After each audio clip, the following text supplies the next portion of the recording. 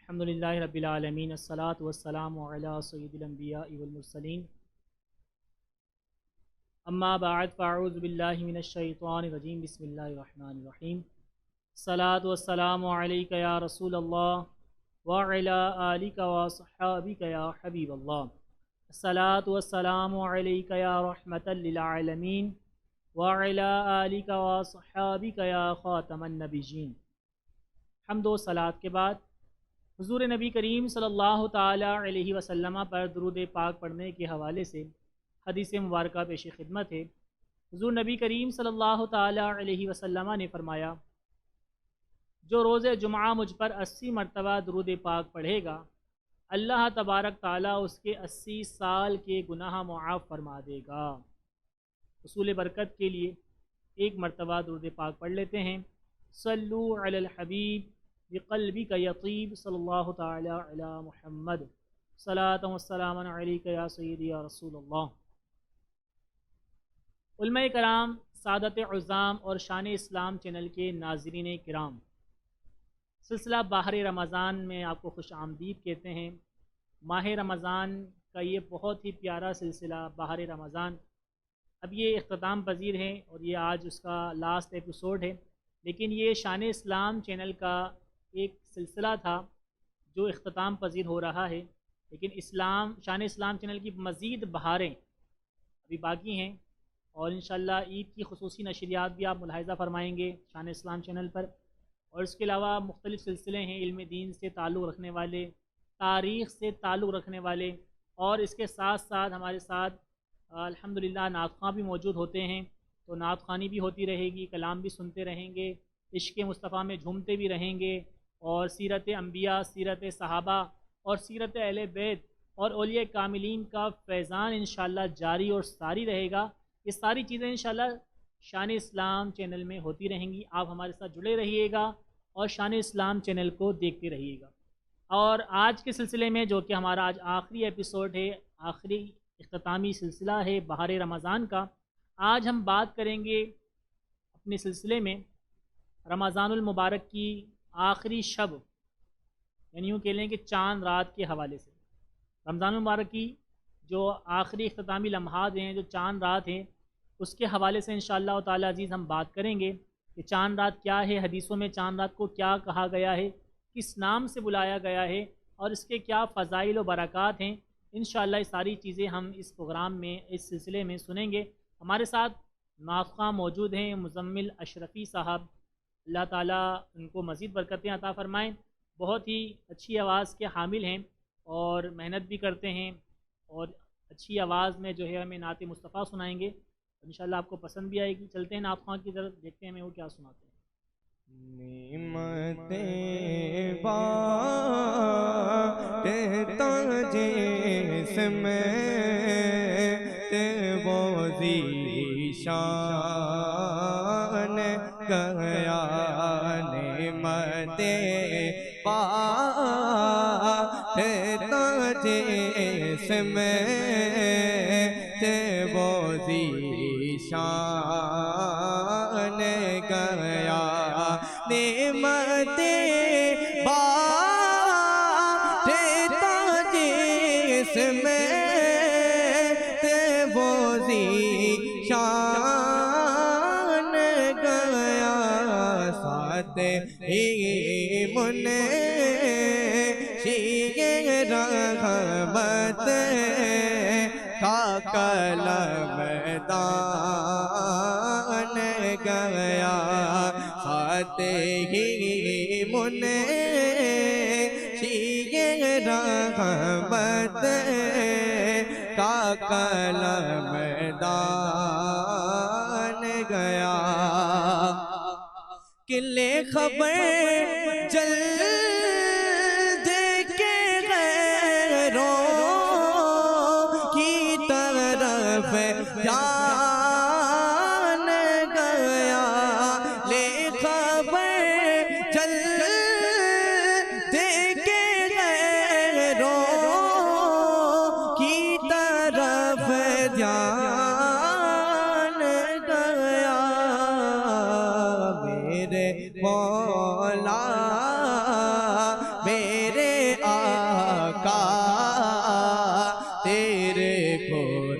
قربان گیا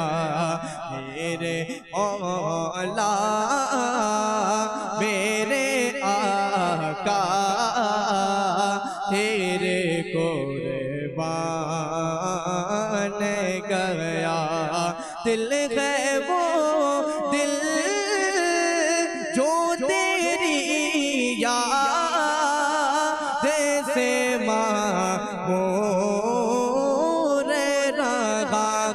دل ہے وہ دل جو تیری یاد سے معمور رہا سر گئے وہ سر گئے وہ جو تیرے قدموں میں قربان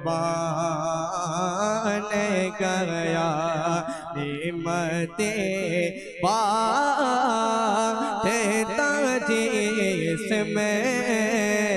تے وہ ذیشان گیا کہ انہیں جانا انہیں مانا نہ رکھا غیر سے کام انہیں جانا انہیں مانا نہ رکھا غیر سے کام دل میں دنیا سے مسلمان گیا اللہ الغم میں دنیا سے مسلمان گیا لے خبر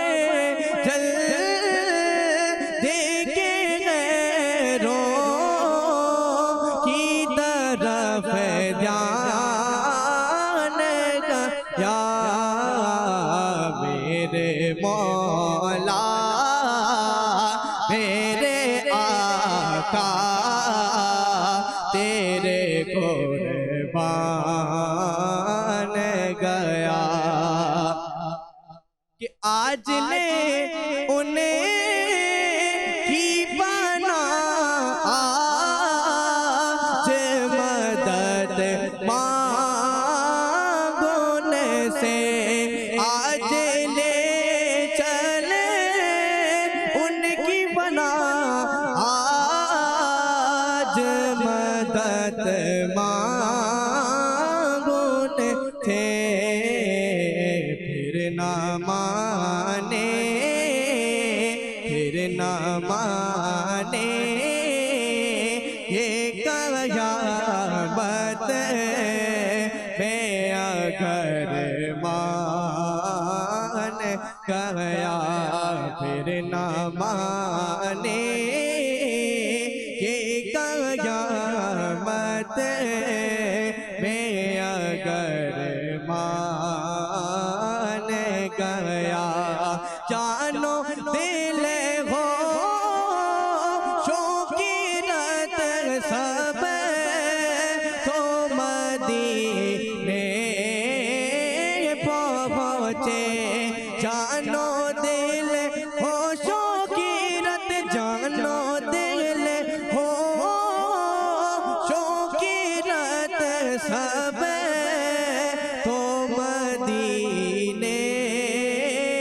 پہنچے تم نہیں چلتے رضا تم نہیں چلتے رضا راتوں سامان گیا تم نہیں چلتے رضا تو سامان گیا نعمتیں تھے تاجیس میں تھے وہ ذیشان گیا ساتھ ہی منشی رحمت کا قلم دان گیا۔ ماشاءاللہ سبحان اللہ، بہت ہی اچھی اور عمدہ آواز میں نعت سنا رہے تھے جناب مزمل اشرفی صاحب۔ اللہ تعالیٰ ان کی آواز میں برکت عطا فرمائے اور ان کو جزائے خیر عطا فرمائے، اور اسی طرح عشق مصطفیٰ میں تڑپانے والے کلام سناتے رہیں تاکہ ہمارے قلوب جو ہیں ان کے کلام سے جو ہے وہ عشق مصطفیٰ میں مزید جو ہے وہ مستفیض ہوتے رہیں۔ چلتے ہیں اپنے سلسلے کو آگے بڑھاتے ہیں۔ چاند رات ہمارے یہاں انشاءاللہ آج یقینی طور پہ ہو جائے گی، اور جو ہمارے پاکستان کے ویورز ہیں، پاکستان کے ناظرین کرام ہیں، ان کے لیے تو انشاءاللہ آج ہی چاند رات ہے، لیکن جو پاکستان سے باہر کے دیکھنے والے لوگ موجود ہیں، انڈیا، بنگلہ دیش یا UK وغیرہ کے یا عرب ممالک کے اندر جو دیکھنے والے ویورز ہیں، ان کی چاند رات ہو سکتا ہے کہ وہ کل بھی ہو، کیونکہ آج پاکستان میں پورے 30 روزے ہو رہے ہیں، لیکن جو عرب ممالک ہیں یا بنگلہ دیش یا انڈیا ہے وہاں پر آج 29 ہے، اور آج متوقع ہے کہ چاند ہو جائے گا، یا ہو سکتا ہے کہ کل پورے 30 روزے ہیں اور کل چاند نظر آئے۔ بہرحال جو بھی صورتحال ہو، لیکن پیغام دونوں کے لیے، تمام ممالک کے لیے یہی ہے کہ لیلۃ جو چاند رات ہے، جسے حدیثوں میں لیلۃ الجائزہ کہا گیا ہے، عیدی ملنے کی رات کہا گیا ہے، تو اس کی فضائل جو ہے نا یوں کہہ لیں کہ بڑی زیادہ ہے، فضیلت بہت زیادہ ہے، اور یہ سب کے لیے کہ اس رات کو غفلت میں نہیں گزارنا ہے۔ یوں تو ماہ رمضان کا ہر لمحہ، ہر ساعت جو ہے وہ رحمتوں، برکتوں اور یوں کہہ لیں کہ مغفرت لیے جو ہے وہ آتی ہے، سحر ہو یا افطار۔ جی ہاں، سحر ہو یا افطار، یہ سحری کی رونقیں یا افطاری کی رونقیں ہو سکتا ہے کہ اب آئندہ سال دیکھنا نصیب ہو، یا آئندہ سال بھی ہمیں ماہ رمضان نصیب ہو، یہ بڑی سعادت کی بات ہوگی، زندگی کا کچھ پتہ نہیں ہے۔ پچھلے سال ہمارے ساتھ ماہ رمضان میں بہت سارے لوگ موجود تھے، ہمارے عزیز تھے، اقارب تھے، احباب تھے، دوست تھے، لیکن آج اس سال ماہ رمضان میں ہمارے ساتھ وہ موجود نہیں تھے۔ ہمیں بہت ان کی یاد آئی، اور ہمارے ساتھ بھی شاید یہی مرحلہ ہو کہ ہم میں سے بہت سے ایسے لوگ ہوں گے کہ جن کا آخری ماہ رمضان ہوگا، تو اس ماہ رمضان کو ہم نے غنیمت جانا یا نہیں جانا، اس میں عبادت کری یا نہیں کری، یہ ایک یوں کہہ لیں کہ محاسبے کا وقت ہے۔ اور پھر یہ ماہ رمضان کی جو چند ساعتیں رہ گئی ہیں، ابھی غروب آفتاب ہوگا اور یہ ماہ رمضان رخصت ہو جائے گا، پھر اس کی جو سب سے بڑی جو یوں کہہ لیں کہ انعام والی رات ہے وہ شروع ہو جائے گی۔ حدیث پاک ہے، حضرت سیدنا عبداللہ ابن عباس رضی اللہ تعالیٰ عنہ فرماتے ہیں کہ نبی کریم صلی اللہ تعالیٰ علیہ وسلم نے فرمایا، جب عید الفطر کی مبارک رات تشریف لاتی ہے تو اسے لیلۃ الجائزہ یعنی انعام کی رات کے نام سے پکارا جاتا ہے۔ انعام کی رات، جی ہاں، انعام کی رات سے پکارا جاتا ہے۔ اور عید کی صبح ہوتی ہے، اللہ اپنے معصوم فرشتوں کو تمام شہروں میں بھیجتا ہے، اور وہ فرشتے زمین پر تشریف لاتے ہیں، سب گلیوں میں، کوچوں میں، راہوں پر، اور یوں کہہ لیں کہ ہر کنارے پر کھڑے ہو جاتے ہیں، اور اس طرح ندا دیتے ہیں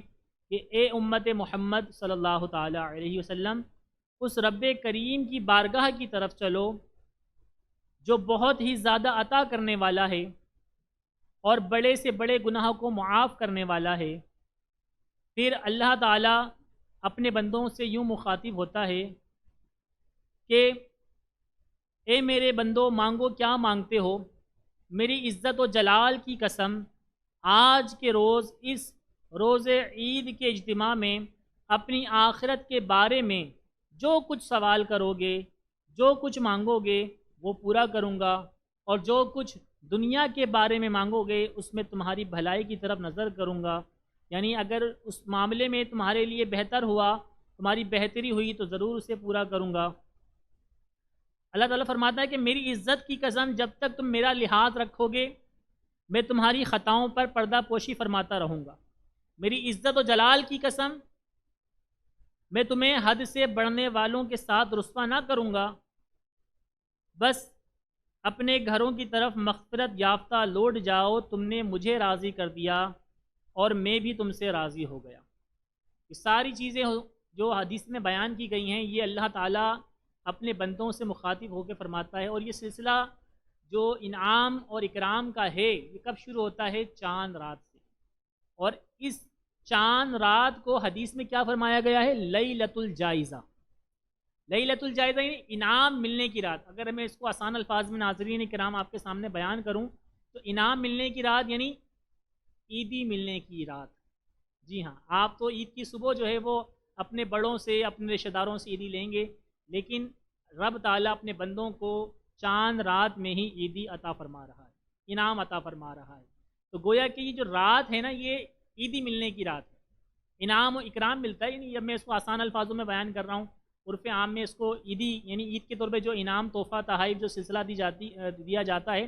اسے عیدی کہتے ہیں۔ تو میں بھی اس کو عرف عام میں اس پر اگر ہمیں اس طرح پکاروں کہ عیدی ملنے کی رات، تو یہ کوئی غلط بات نہیں ہوگی اور درست ہے کہ اللہ تعالیٰ کی طرف سے جو انعام و اکرام ہمیں عید کی رات کے میں حصے میں میسر آ رہا ہے تو اسے عیدی کہیں گے۔ تو عیدی ملنے کی یہ رات ہے، تو اس رات کو بالکل بھی غفلت میں نہیں گزارنا ہے۔ اور اس رات کا جو تذکرہ ہے احادیث طیبہ میں اور بھی آیا ہے۔ جیسے ایک روایت میں آتا ہے کہ نبی کریم صلی اللہ تعالیٰ علیہ وسلم نے فرمایا، جس نے عیدین کی رات میں، یعنی جو دو عیدیں آتی ہیں نا اس کو کہتے ہیں عیدین، ایک عید کو عید کہا جاتا ہے، دو عیدوں کو عیدین، عربی میں عیدین کہا جاتا ہے۔ تو دونوں عیدین یعنی عید الفطر اور عید الاضحیٰ کی جو رات ہوتی ہے، اس میں طلب ثواب کے لیے قیام کرے تو اس دن اس کا دل نہیں مرے گا جس دن لوگوں کے دل جو ہے مر جاتے ہیں۔ یعنی جب لوگوں کے دل مردار ہو جائیں گے تو اس کا دل مردار نہیں ہوگا۔ یہ مردار ہونے سے کیا مراد ہے؟ اب ہو سکتا ہے کسی کے ذہن میں آئے کہ بھائی میں نے تو پچھلی رات بھی چاند رات قیام نہیں کیا تھا، اس سے پہلے بھی کبھی چاند رات میں نے قیام نہیں کیا، لیکن میرا دل تو زندہ ہے، دھڑک رہا ہے اور میں جی رہا ہوں۔ دل مردار ہونے سے کیا مراد ہے؟ دل مردار ہونے سے مراد یہ ہوتا ہے، احادیث طیبہ میں اور بھی مقامات پر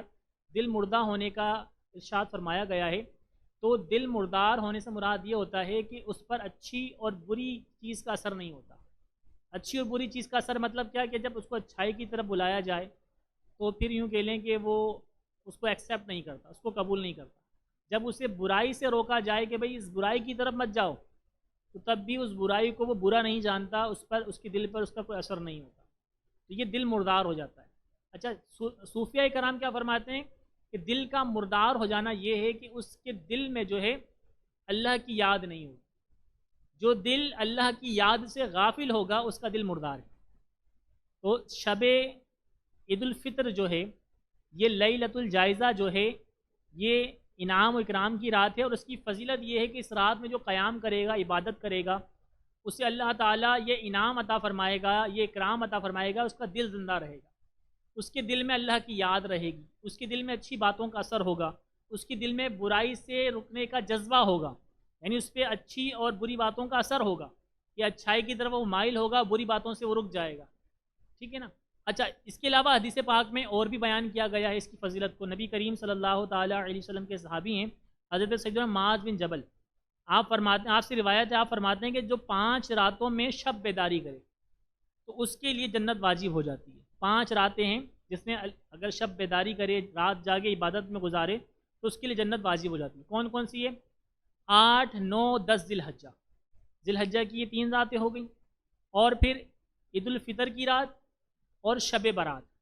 یہ 5 راتیں ہیں جو اس میں شب بیداری کر کے عبادت میں اپنا وقت صرف کرے گا تو اللہ تعالیٰ اس پر جنت واجب فرما دے گا۔ کتنا بڑا انعام ہے اللہ کا، جنت کی بشارت دی جا رہی ہے۔ تو یہ رات ہمیں غفلت میں نہیں گزارنی، اور بالخصوص میرے وہ بھائی جو اعتکاف میں ہیں اور جو میری بہنیں اعتکاف میں ہیں، وہ آپ نے 10 دن تو اللہ کی یاد میں وقف کر دیا، اپنے آپ کو اللہ کی عبادت میں اپنا وقت صرف کیا، لیکن اب مغرب کی نماز جیسی ختم ہوگی آپ کا اعتکاف مکمل ہو جائے گا، پھر کیا ہوگا کہ یہ لوگ جو ہے نا، نہ عشاء کی نماز کا، سب نہیں کرتے ہوں گے لیکن ایک تعداد ہے کہ وہ عشاء کی نماز بھی بھول بیٹھتے ہیں اور پھر بازاروں کی زینت بن جاتے ہیں، اور پھر ان بازاروں میں جو بدتمیزی کا بازار ہوتا ہے، یوں کہہ لیں کہ بے حیائی انتہا کو پہنچ جاتی ہے، مردوں عورتوں کا اختلاف و اس طرح کا ہجوم، اور پھر جو ہے نا یوں کہہ لیں کہ اللہ تعالیٰ کی جو نافرمانیاں بازار میں ہو رہی ہوتی ہے وہ کسی سے ڈھکی چھپی نہیں ہے۔ آپ بھی معاشرے میں رہتے ہیں، میں بھی معاشرے میں رہتا ہوں، اور ہماری سوسائٹی میں کیا ہو رہا ہوتا ہے یہ ہم سب اس سے واقف ہیں۔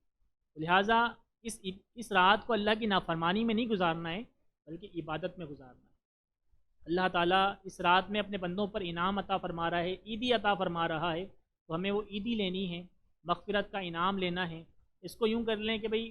آپ جو معتکف ہیں وہ بھی، جو غیر معتکف ہیں جنہوں نے اعتکاف نہیں کیا وہ بھی، آپ اپنی مسجد انتظامیہ سے یا جو بھی آپ کے جو معاونین ہیں ان سے اب بات کریں کہ بھئی رات ہم جو ہے وہ مسجد میں گزاریں گے، اور آپ عشاء کی نماز مسجد میں پڑھیں، عشاء کی نماز کے بعد کچھ وقت درس و بیان کا سلسلہ کر لیں، نعت خوانی کر لیں، ذکر و اذکار کر لیں، تلاوت قرآن کریم کر لیں، اجتماعی طور پہ نوافل کا اہتمام کر لیں، اور پھر فجر کی نماز پڑھیں، اس کے بعد پھر جو ہے اپنے گھر کی طرف جائیں۔ یوں کہہ لیں کہ رات بھی عبادت میں گزرے گی، رات بھر مسجد میں گزارنا اعتکاف کے ساتھ، اور پھر یوں کہہ لیں کہ آپ فجر کی نماز کے، اور یہ سنت پر بھی عمل ہو جائے گا۔ نبی کریم صلی اللہ تعالیٰ علیہ وسلم کا معمول تھا، جب آپ اعتکاف میں ہوتے تو آپ مغرب کی نماز، جب آپ کا اعتکاف پورا ہو جاتا نا تو مغرب کی نماز پڑھ کے آپ گھر تشریف نہیں لے جاتے، بلکہ آپ عشاء کی نماز ادا فرماتے، پھر عشاء کے بعد مسجد میں ہی قیام فرماتے، فجر کی نماز مسجد میں ادا فرماتے، اس کے بعد آپ وہیں سے عیدگاہ کے لیے تشریف لے جاتے۔ یہ میرے آقا صلی اللہ تعالی وسلم کی سنت مبارکہ ہے۔ اور امام مالک کے نزدیک اعتکاف والوں کو چاند رات جو ہے وہ مسجد میں گزارنا لازمی ہے۔ امام مالک یعنی مالکیہ جو ہیں ماننے والے ہیں، امام مالک کے ماننے والے جو مالکیہ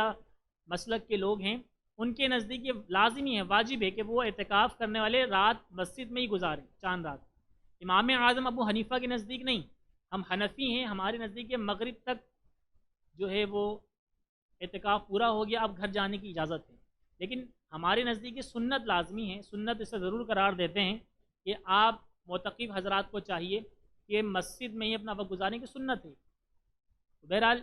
اس طرح اگر کر لیں تو اسی طرح خواتین اپنے گھر میں اہتمام کریں، اور اتنی رات کو جو ہے میں جب بھی جاگنے کی بات آتی ہے، رات جاگنے کی، تو میں یہی عرض کرتا ہوں کہ بھائی رات جاگنا صرف یہ عبادت نہیں بلکہ رات جاگ کے عبادت میں صرف کرنا ہے۔ رات جاگ کر سوشل میڈیا پر، فیس بک پر، یوٹیوب پر آپ ویڈیوز وغیرہ دیکھ کے وقت صرف کر لیں گے تو یہ عبادت نہیں کہلائے گی۔ رات جاگنا ہے، عبادت میں گزارنا ہے۔ آپ رات کے کچھ حصے تقسیم کر لیں کہ بھئی کچھ وقت میں تلاوت قرآن کریم کروں گا، کچھ حصہ جو ہے نا میں علم دین سیکھوں گا، کچھ حصہ تسبیح و تحلیل یعنی ذکر و اذکار کروں گا، کچھ حصہ جو ہے میں درود پاک پڑھوں گا، اس طریقے سے جو ہے کچھ حصہ نوافل پڑھتے ہوئے گزاروں گا۔ تو آپ اس طرح رات کی تقسیم کریں، انشاءاللہ رات گزارنا بھی آپ کے لیے آسان ہو جائے گا، اور آپ کے لیے عبادات کا یوں کہہ لیں ثواب بھی زیادہ ہو جائے گا۔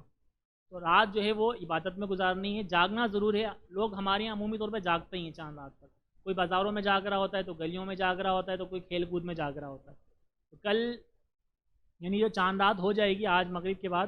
اس میں جو ہے آپ نے عبادت میں وقت گزارنا ہے۔ اور میرے ناظرین کرام، میں آپ سے یہ بھی عرض کرتا چلوں کہ ہمارے یہاں جو چاند رات، جس ہم ابھی حدیث کے تحت ہم اس کو لیلۃ الجائزہ، عیدی ملنے کی رات کہہ رہے ہیں، عیدی ملنے والی جو رات ہے، اس میں ہمیں اللہ تبارک تعالیٰ انعام و اکرام عطا فرمائے گا۔ پھر عید جب صبح ہو جائے گی تو اللہ تعالیٰ جو ہے ہمیں ندا دے کر فرمائے گا کہ مانگو مجھ سے کیا مانگتے ہو، دنیا کے متعلق مانگنا ہے یا آخرت کے متعلق۔ تو ہم عمومی طور پہ جب اس طرح کی حدیث سنتے ہیں نا تو ہمارے ذہن میں یہ آتا ہے کہ ہم جو ہے وہ فلاں نعمت مانگ لیتے ہیں، گاڑی مانگ لیتے ہیں، اچھی نوکری مانگ لیتے ہیں، اور بھی لوگوں کی خواہشات ہوتی ہوں گی، کوئی اولاد کا طلبگار ہوتا ہوگا، کوئی نافرمان اولاد کی وجہ سے پریشان ہوتا ہوگا، تو مختلف چیزیں، مختلف مقاصد اور حاجت لوگوں کے ذہن میں آ جاتی ہوگی، لیکن اصل جو یوں کہہ لیں کہ ہمارے لیے بھلائی ہے نا،